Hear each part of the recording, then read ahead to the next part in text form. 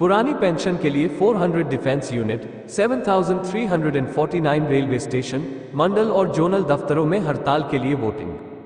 Ops एआईडीएफ के महासचिव सी श्री कुमार के मुताबिक पुरानी पेंशन के लिए 20 और 21 नवंबर को स्ट्राइक बैलेट कराया जा रहा है। भारतीय रेलवे के विभिन्न जोन, मंडल और दूसरी यूनिटों में 2 दिन तक वोट डाले जाएंगे। करीब 11 लाख कर्मचारी इस मतदान में हिस्सा लेंगे। देश भर में पुरानी पेंशन बहाली को लेकर सरकारी कर्मियों की मुहिम चल रही है। केंद्र एवं राज्य सरकारों के कर्मचारी संगठन पुरानी पेंशन पर निर्णायक लड़ाई की ओर बढ़ रहे हैं। केंद्र सरकार में 15 लाख कर्मियों की संख्या वाले 2 बड़े महकमे रेलवे और डिफेंस सिविल में सोमवार को पुरानी पेंशन की मांग पर राष्ट्रव्यापी अनिश्चितकालीन हड़ताल का निर्णय लेने के लिए वोटिंग कराई गई। अगर कर्मचारियों का 2/3 बहुमत अनिश्चितकालीन हड़ताल के पक्ष में हुआ तो बहुत जल्द देश में रेल थम जाएंगी। आयुध कारखाने जो अब निगमों में तब्दील हो चुके हैं, वहां पर काम बंद हो जाएगा। इसके अलावा केंद्र और राज्य सरकारों के अनेक दूसरे विभागों में भी हड़ताल होगी। 20 और 21 नवंबर को 400 डिफेंस यूनिट, 7,349 रेलवे स्टेशन, मंडल व जोनल दफ्तर, 42 रेलवे वर्कशॉप और 7 रेलवे प्रोडक्शन यूनिटों पर स्ट्राइक बैलेट के तहत वोट डाले जा रहे हैं। मंगलवार को भी जारी रहेगा स्ट्राइक बैलेट। ओपीएस के लिए गठित national joint council of action NJCA की संचालन समिति के वरिष्ठ सदस्य और एआईडीएफ के महासचिव सी श्री कुमार का कहना है कि अनिश्चितकालीन हड़ताल के बारे में रेलवे और डिफेंस के कर्मियों का मत जानने के लिए 20 और 21 नवंबर को स्ट्राइक बैलेट की मुहिम शुरू की गई है। रेलवे के 11 लाख कर्मचारी तो वहीं रक्षा क्षेत्र सिविल के 4 लाख कर्मचारी मतदान में हिस्सा ले रहे हैं। अगर 2/3 बहुमत हड़ताल के पक्ष में होता है तो देश में अनिश्चितकालीन हड़ताल की जाएगी। अगर हड़ताल होती है तो उसमें केंद्र सरकार के सभी सिविल महकमों के अलावा राज्यों के कर्मचारी संगठन भी शामिल होंगे। सोमवार को मतदान के चलते कर्मचारियों की लंबी कतारें देखी गई। रेलवे स्टेशनों और रक्षा प्रतिष्ठानों में कर्मचारियों ने बढ़ चढ़कर मतदान में हिस्सा लिया। स्ट्राइक बैलेट मंगलवार को भी जारी रहेगा। शीर्ष बॉडी की बैठक में होगा निर्णय। सी श्री कुमार के मुताबिक पुरानी पेंशन के लिए 20 और 21 नवंबर को स्ट्राइक बैलेट कराया जा रहा है।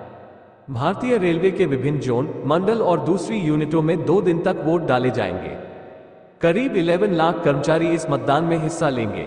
रेलवे कर्मियों ने ओपीएस पर राष्ट्रव्यापी हड़ताल के पक्ष में अपनी क्या राय दी है, वह नतीजा 2-3 दिन बाद घोषित किया जाएगा। इसी तरह से डिफेंस इंडस्ट्री के 4 लाख कर्मचारी भी स्ट्राइक बैलेट में हिस्सा ले रहे हैं।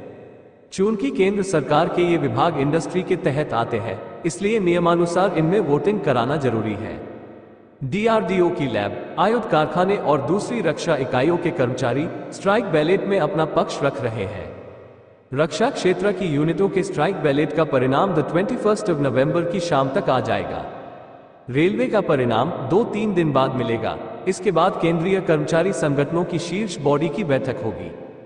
उसमें स्ट्राइक बैलेट के नतीजों पर चर्चा होगी। अगर स्ट्राइक के पक्ष में 2/3 कर्मचारी हुए तो राष्ट्रव्यापी हड़ताल की घोषणा कर दी जाएगी। खास बात है कि इस हड़ताल में विभिन्न राज्यों के शिक्षक एवं दूसरे कर्मचारी भी हिस्सा लेंगे। कठोर निर्णय होने की स्थिति में केंद्र एवं राज्यों में सरकारी कर्मचारी अनिश्चितकालीन हड़ताल पर चले जाएंगे। उस अवस्था में रेल थम जाएंगी। आयुध कारखाने जो अब निगमों में तब्दील हो चुके हैं, वहां पर काम बंद हो जाएगा। अनिश्चितकालीन हड़ताल ही एकमात्र विकल्प सी श्री कुमार का कहना है। पुरानी पेंशन बहाली के लिए केंद्र एवं राज्यों के कर्मचारी एक साथ आ गए हैं। देश के लगभग सभी कर्मचारी संगठन इस मुद्दे पर एकमत हैं। केंद्र और राज्यों के विभिन्न निगमों और स्वायत्ता प्राप्त संगठनों ने भी ओपीएस की लड़ाई में शामिल होने की बात कही है। बैंक एवं इंश्योरेंस सेक्टर के कर्मियों से सकारात्मक बातचीत हुई है। कर्मचारियों ने हर तरीके से सरकार के समक्ष पुरानी पेंशन बहाली की गुहार लगाई है, लेकिन उनकी बात सुनी नहीं गई। अब उनके पास अनिश्चितकालीन हड़ताल ही एकमात्र विकल्प बचता है। 10 अगस्त को दिल्ली के रामलीला मैदान में देश भर से आए लाखों कर्मियों ने ओपीएस को लेकर हुंकार भरी थी। कर्मचारियों ने 2 टूक शब्दों में कहा था कि वे हर सूरत में पुरानी पेंशन बहाल कराकर ही दम लेंगे। सरकार को अपनी जिद छोड़नी पड़ेगी। कर्मचारियों ने कहा था कि वे सरकार को वह फॉर्मूला बताने को तैयार है जिसमें सरकार को ओपीएस लागू करने से कोई नुकसान नहीं होगा। अगर इसके बाद भी सरकार पुरानी पेंशन लागू नहीं करती है तो भारत बंद जैसे कई कठोर कदम उठाए जाएंगे।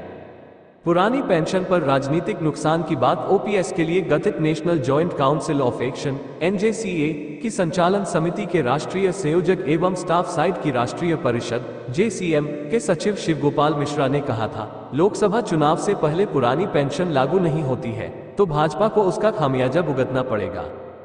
कर्मियों, पेंशनरों और उनके रिश्तेदारों को मिलाकर ये संख्या 10 करोड़ के पार चली जाती है। चुनाव में बड़ा उलटफेर करने के लिए यह संख्या निर्णायक है।